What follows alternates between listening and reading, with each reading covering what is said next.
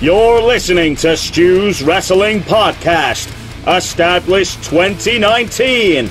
Direct from the North Wales coast, his verbal skills definitely outweigh his wrestling ability. It's time for British Wrestling's sharpshooter, your host, Stu Palmer.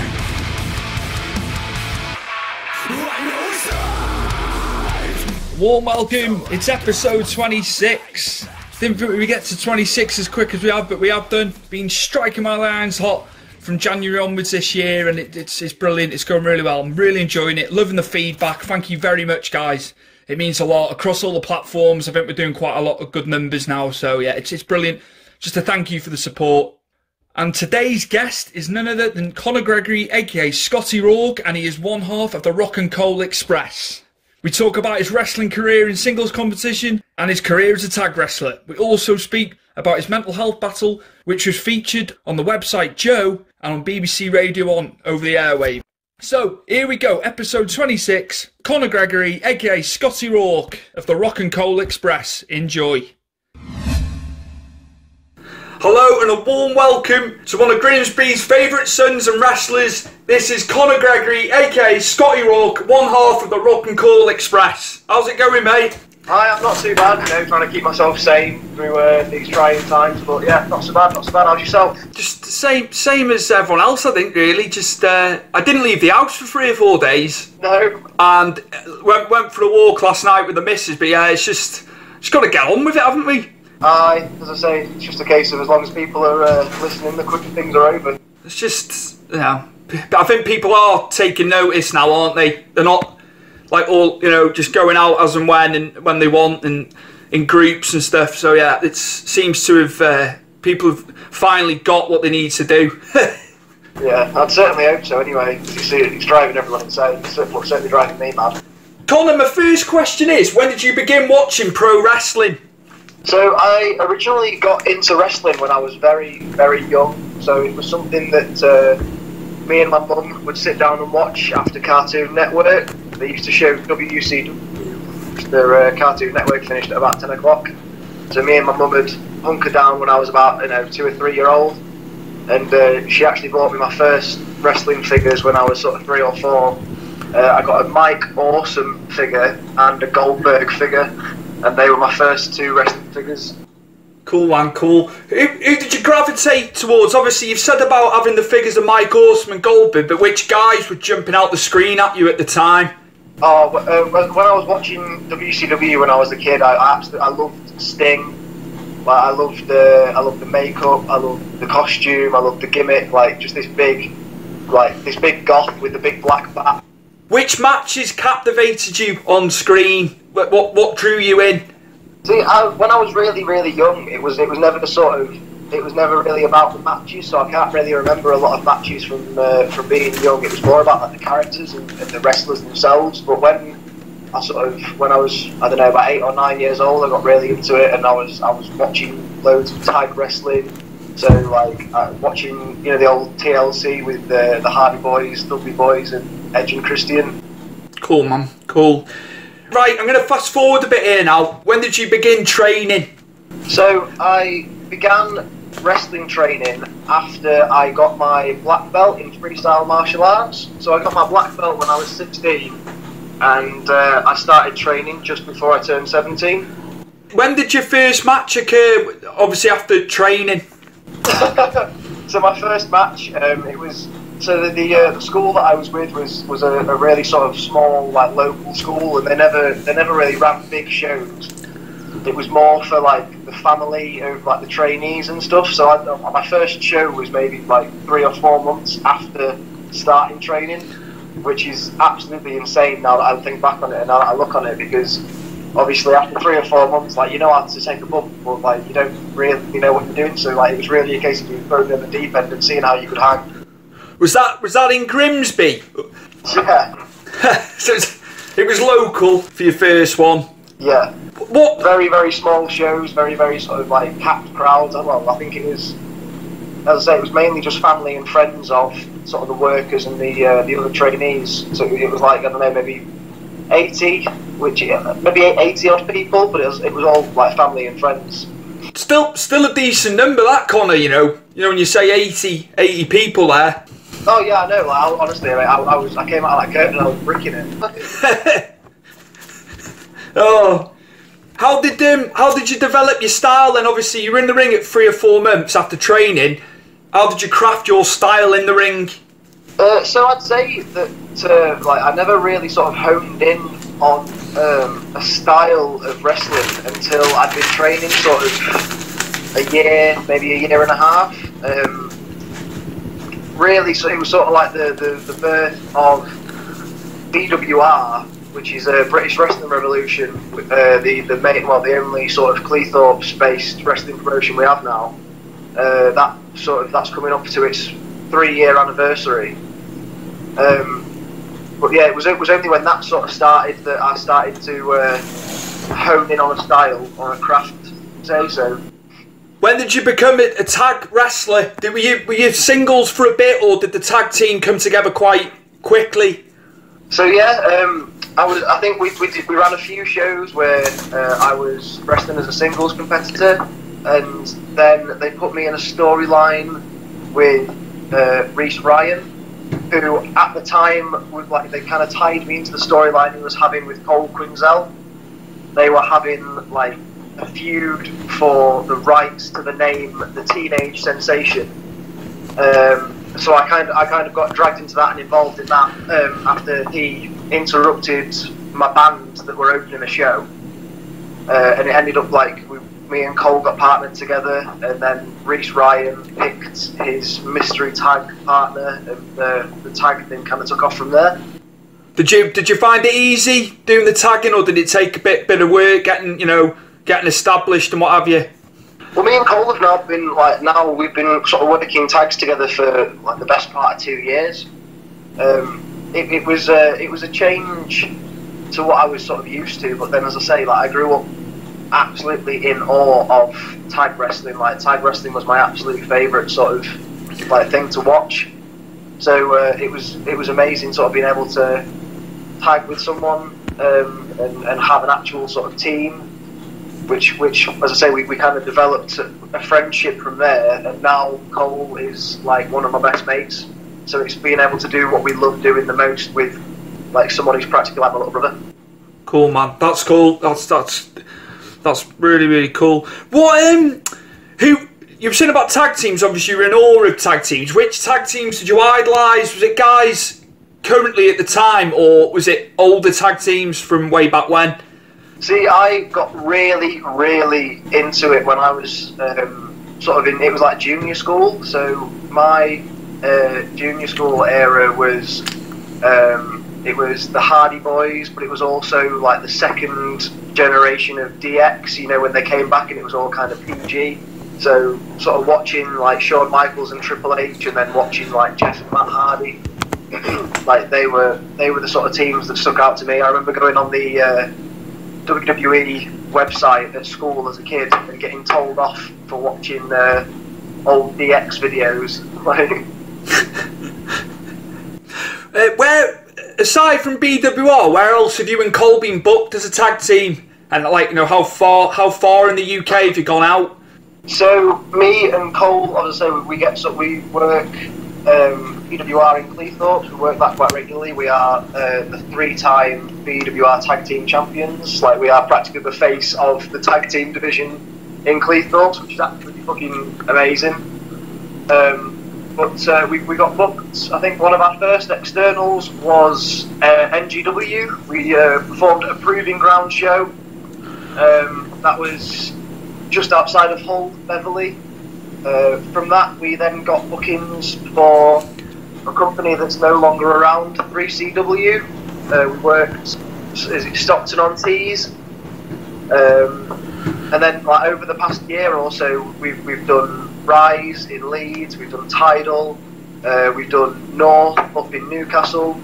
We had a couple of dates down in Colchester for WrestleForce. We wrestled inside a circus tent, like that was absolutely mint.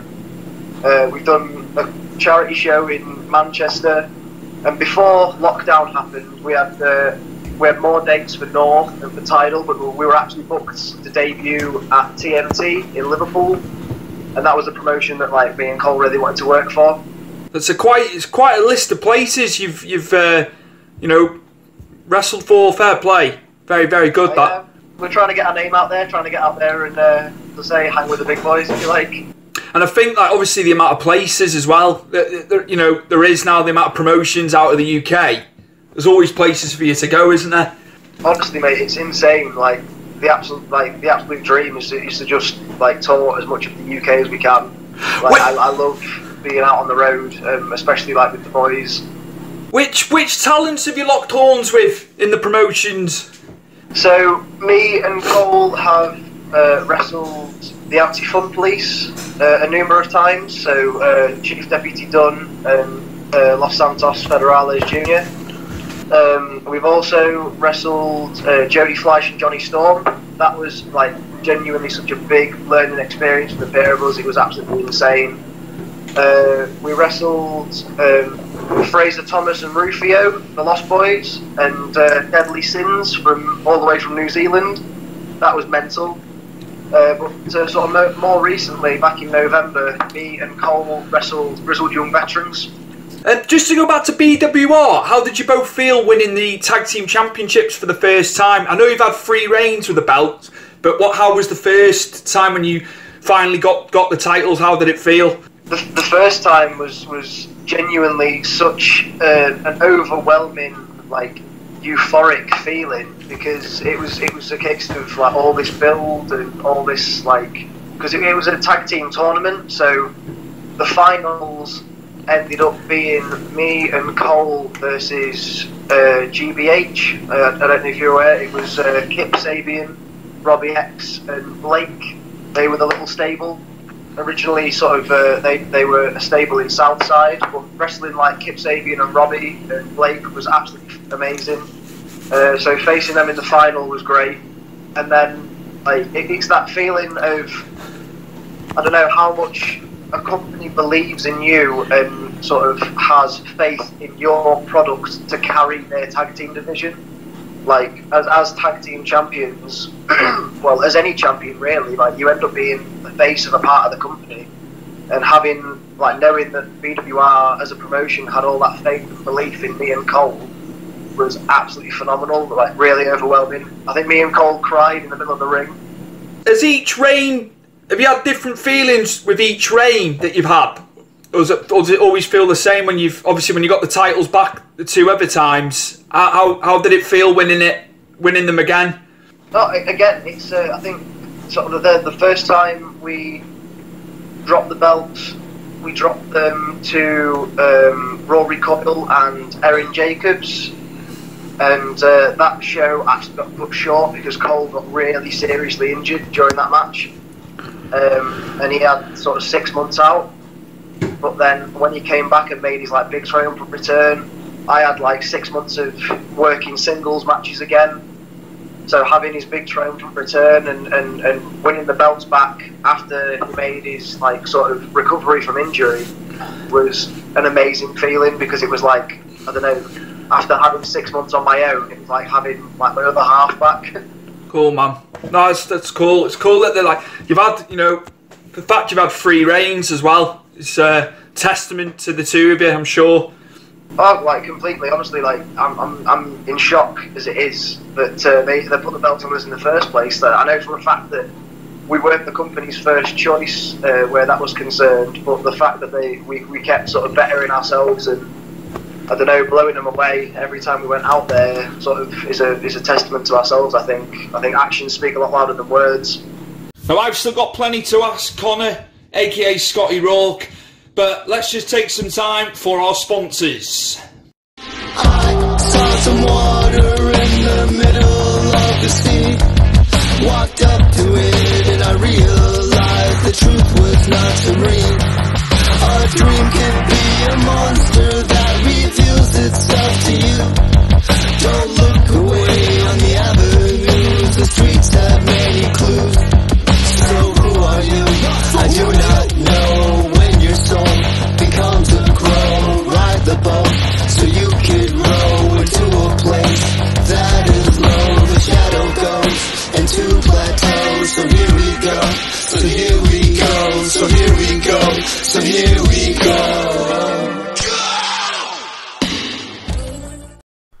Is wrestling fixed? I didn't know it was broken. This is Bill Apter. And in my book, titled Is Wrestling Fixed? I Didn't Know It Was Broken, you can find out all the backstage stories. What is Vince McMahon really like? What's Triple H really like? How about my relationship through the years with Ric Flair, the American Dream, Jerry the King Lawler, and much more? Go right now to Amazon.com or any place you buy your books and look for Is Wrestling Fixed? I Didn't Know It Was Broken by Bill Apter. See you at the matches.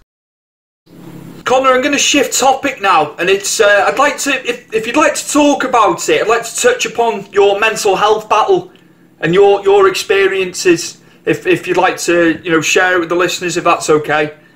Yeah, by all means, man. I'm an open book. I've always worn my heart on my sleeve, and I think the more people that talk about it, the more it gets out there, and the more seriously things are taken, the more people understand, the better it is for the world. How were you contacted by BBC Radio 1 for the 3-part documentary, How Wrestling Saved My Life? How did that come to fruition? So, I remember waking up one morning. It was back when I lived at my mum's house. And I had a DM on Twitter. It was just from a guy that said that if I wouldn't mind answering a few questions for his article, then I could get, if I could spare him a few minutes, it'd be wonderful.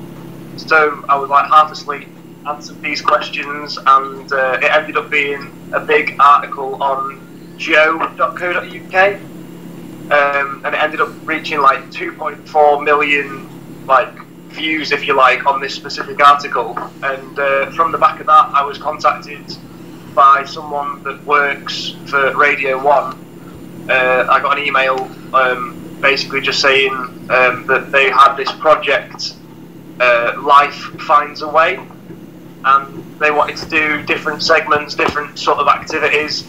There was someone running a mental health story within the music scene. There was someone running mental health stories within sort of football, and they thought that wrestling was ideal, really. So I got contacted, and they wanted to work closely and exclusively with me because of how sort of open and honest I was over this article.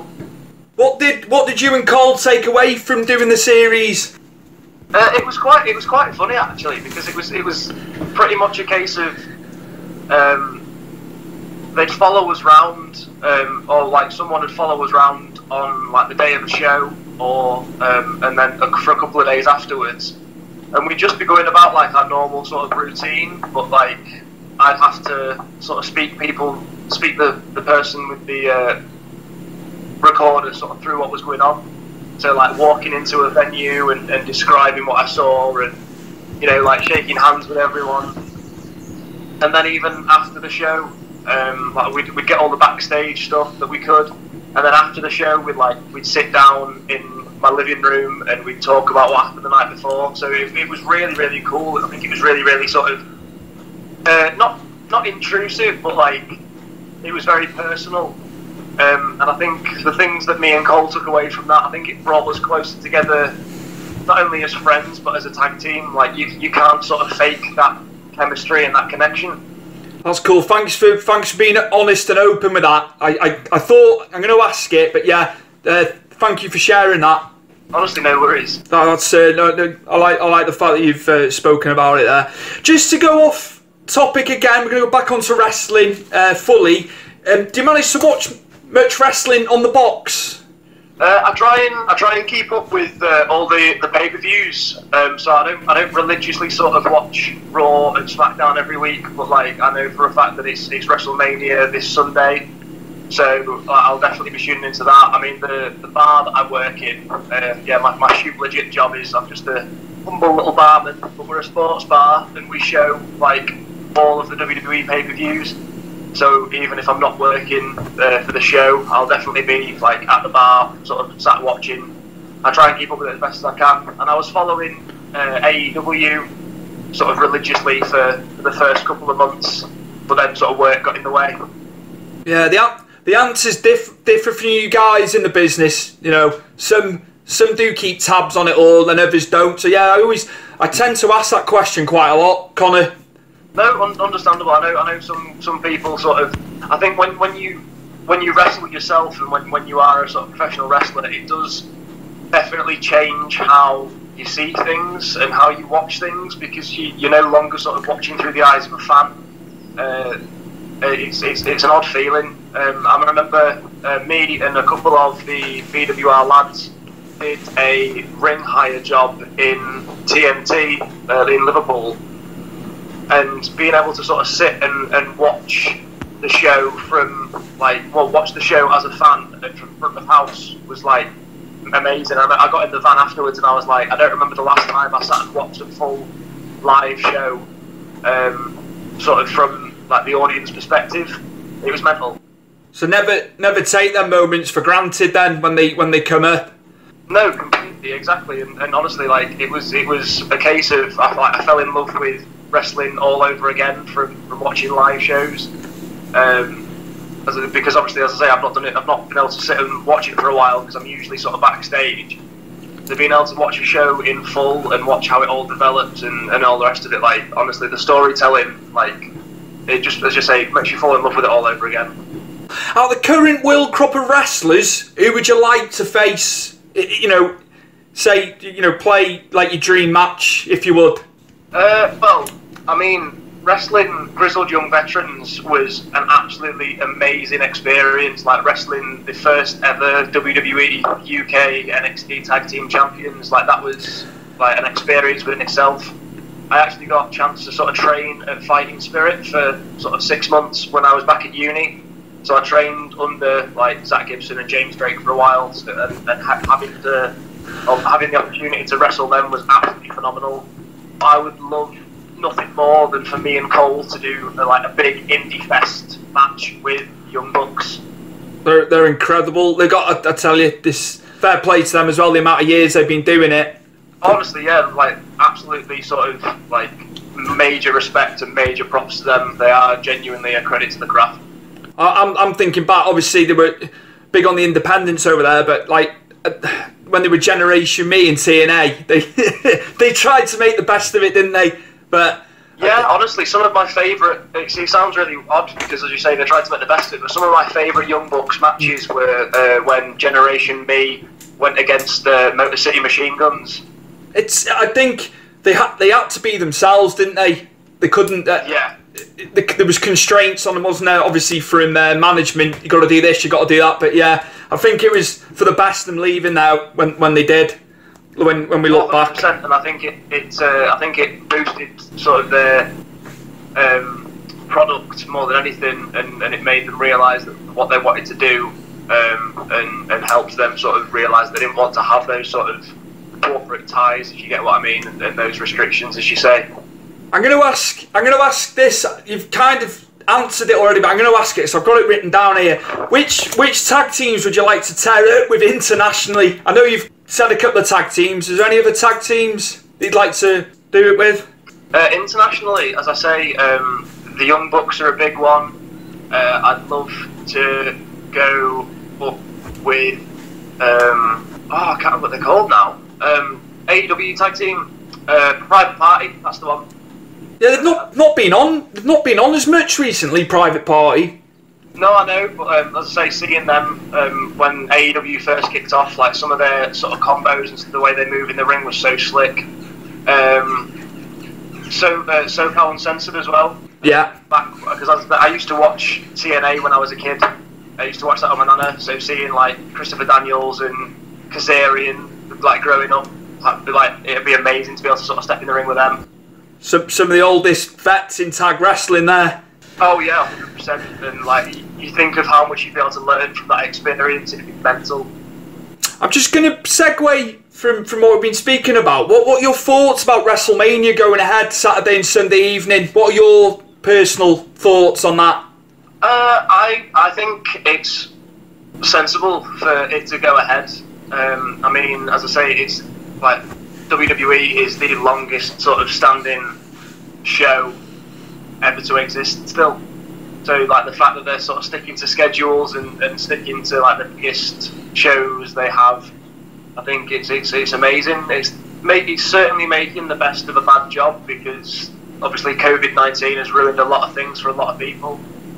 I think it's certainly going to be weird just seeing it in the performance centre and having sort of no crowd response and having no sort of massive theatrics, but I'm eager and excited and also a little bit anxious to see how they pull it off.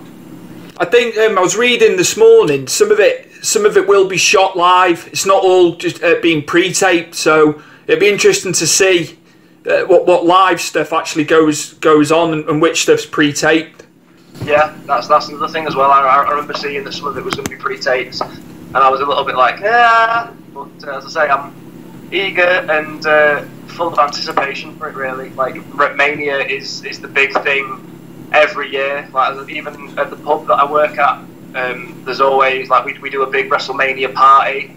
We have fancy dress competitions. We have cosplay competitions. We have big pub quizzes leading up to WrestleMania. We have promo offs. It's insane. I love it. Which matches are you looking forward to? Edge and Randy Orton, like hands down.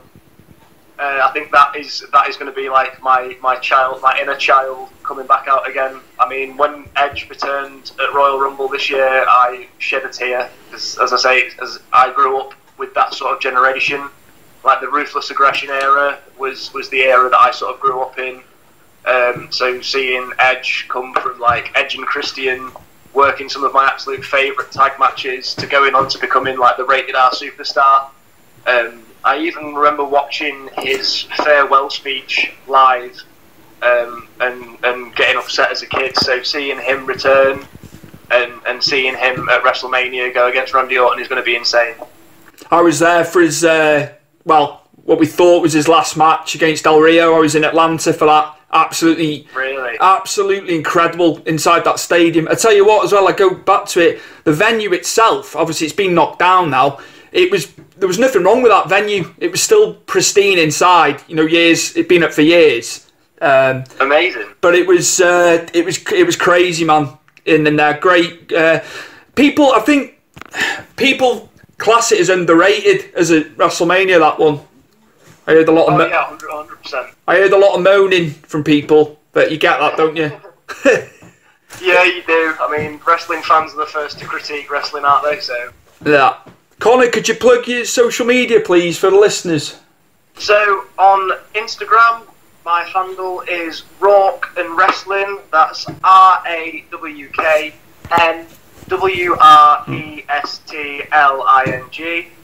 And on Twitter, I am at Scotty Rawk RNC.